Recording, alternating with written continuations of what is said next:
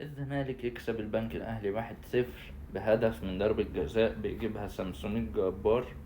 وبيحرزها زيزو اللي كان تقريبا هالك نفسه في الملعب.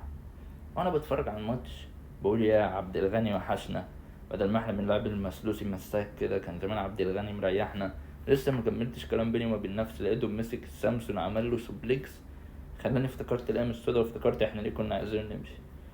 انا مش حابب نبقى قاسيين على عبد الغني، لان البيدجات والصفحات والناس عمالين تنزل فيديوهات تريقة على عبد الغني وده كان اسوأ مدافع. الراجل مهما كان لازم نصون العشرة. الراجل كان لعيب في نادينا لمدة 4 أو 5 سنين، ساهم نوعا ما في بطولات أخدناها، فهو ممكن لو الإفيه يحبك ولا كده، إنما ما نقصوش عليه يعني، ونبقاش ناكرينك بميل ونصون عشرته.